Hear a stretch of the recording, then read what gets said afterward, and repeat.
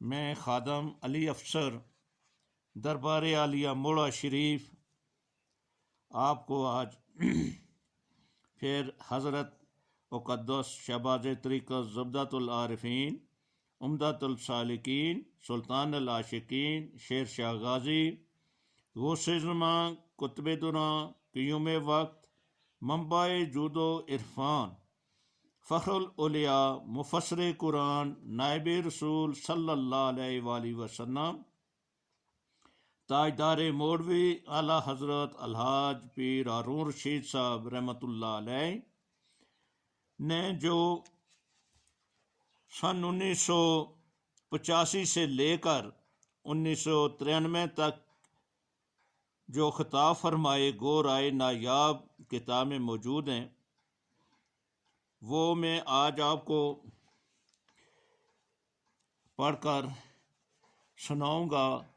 جو خطاب آپ نے فرمایا 10 مارچ 1985 کو۔ بسم اللہ الرحمن الرحیم۔ فنعم المولا و نعم النصیر۔ رب اشرح لی صدری ویسر لی امری واحلل عقدۃ من لسانی یفقہوا قولی۔ اللہم صلی علی سیدنا محمد وعلی آل سیدنا محمد وعلی اصحابہ وعلی ازواجہ اجمعین وبارک وسلم وصلی علیہ۔ الحمدللہ، اللہ تعالیٰ جل جلالہ کا لاکھ لاکھ شکر ہے کہ مالک الملک نے آج پھر ہمیں اپنی رضا کے لیے اپنی یاد میں محبت میں یہاں جمع ہونے کی توفیق اور موقع عطا فرمایا۔ لاکھوں اور کروڑوں درود اور سلام سرور انبیاء حبیب خدا حضرت محمد مصطفیٰ صلی اللہ علیہ وآلہ وسلم پر، جن کے طفیل یہ کرم ہوا۔ سامعین اکرام، اللہ تعالیٰ نے قرآن پاک میں ارشاد فرمایا ہے، فَمَنْ كَانَ يَرْجُو لِقَاءَ رَبِّهِ فَيَعْمَلْ عَمَلًا صَالِحًا وَلَا يُشْرِكْ بِعِبَادَةِ رَبِّهِ أَحَدًا۔ آیت نمبر 110 سورۃ قاف۔ جو شخص اللہ سے ملنے کی امید رکھتا ہے اسے نیک عمل کرنے چاہیے اور اپنے رب کی عبادت میں شرک نہیں کرنا چاہیے۔ بڑی باریک اور سمجھنے والی بات ہے۔ انسان جب بھی کوئی عمل کرنے کا ارادہ کرتا ہے تو اس کے سامنے کئی کام کھڑے ہو جاتے ہیں۔ پھر اس کے سامنے یہ سوال کھڑا ہو جاتا ہے کہ کون سا کام پہلے کیا جائے۔ جب خداوند لا شریک کی عبادت کا موقع آتا ہے تو اس کے سامنے بھی سوال آتا ہے کہ آیا وہ عبادت کے لیے مشغول ہو جائے یا اپنی دوسری ضرورتوں کی طرف متوجہ ہو، یعنی بال بچے، ماں باپ، دوست اقربا اور اپنی جان وغیرہ۔ یہاں اس کے ایمان کا پتہ چلتا ہے۔ اگر کامل ایمان ہے تو انسان فوراً فیصلہ کرتا ہے کہ اس وحدہ لا شریک کی عبادت کروں گا اور سرور سرمدی حاصل کروں گا۔ لیکن اگر ایمان کمزور ہو تو عبادت مؤخر کر دیتا ہے اور بال بچے کی محبت، ماں باپ کی محبت اور مال و دولت کی محبت انسان کو مغلوب کر کے اسے اپنے طرف متوجہ کر لیتی ہے۔ خدا تعالیٰ فرماتا ہے کہ جس کو یہ امید ہے کہ ایک دن ایسا آنے والا ہے کہ میرے ساتھ ملاقات ہوگی تو اسے میری عبادت کو اولویت دینی چاہیے۔ میری بارگاہ میں امید رکھنی چاہیے اور میری عبادت کی خواہش کے ساتھ کسی اور خواہش، کسی اور معبود کو شریک نہیں کرنا چاہیے، ورنہ وہ دنیا و آخرت دونوں میں خسارے میں رہے گا۔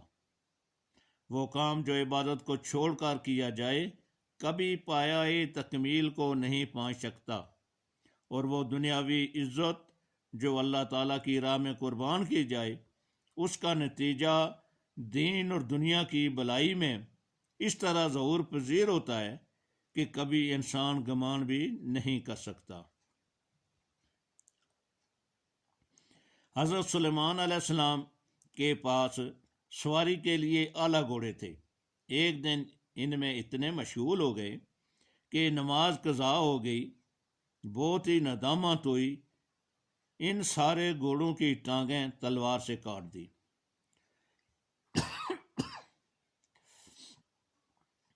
لوگوں نے سمجھا کہ اب حضرت سواری سے محروم ہو گئے ہیں۔ خدا کی راہ میں قربانی کا نتیجہ یہ نکلا کہ خدا نے ہوا ان کے تابع کر دی، جو 1 ماہ کی مسافت ایک دن میں طے کرتی تھی۔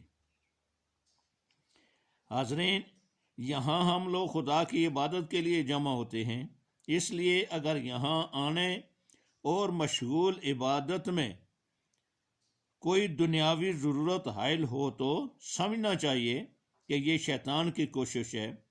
فوراً اسے قربان کر کے اپنے آپ کو خدا کے سامنے صدق دل سے پیش کر دینا چاہیے۔ جس طرح کپڑے کو دھونا پڑتا ہے، اسی طرح دل کو دھونا پڑتا ہے، اور دل کو دہانے کے لیے یہ اللہ کی یاد ہے، اسماء حسنی ہیں۔ حدیث شریف میں آیا ہے کہ غفلت گناہ سے انسان کے دل کو داغ لگ جاتا ہے، اگر اس کو توبہ سے صاف کر دیا جائے تو ٹھیک ہے، ورنہ مزید غفلت سے یہ داغ بڑھنا شروع ہو جاتا ہے، یہاں تک کہ سارا دل سیاہ ہو جاتا ہے اور خدا کی محبت غائب اور دنیاوی محبت غالب ہو جاتی ہے، اور اس طرح انسان خسران مبین کا شکار ہو جاتا ہے۔ اللہ تعالیٰ کا احسان ہے کہ اللہ تعالیٰ خالص اپنی یاد اور اپنے سامنے توبہ کرنے کے لیے ہم کو جمع فرماتا ہے۔ آؤ اب یاد الہی شروع کریں اور مالک الملک کی رحمتوں کی بارش ہو، اسی خیال سے سنیں سمجھیں اور اللہ تعالیٰ سے عمل کرنے کی توفیق مانگیں۔ اور ساتھ ہی آپ کو میں آج پھر بتاتا ہوں کہ 27-28 تاریخ کو پیر صاحب کا سالانہ مبارک ہے، اور اس میں خود بھی آئیں اور ساتھیوں کو بھی لے آئیں، قرآن پاک خود بھی پڑھیں اور پڑھا کر بھی ساتھ لے آئیں، اور ثواب دارین حاصل کریں۔ وما علینا الا البلاغ المبین۔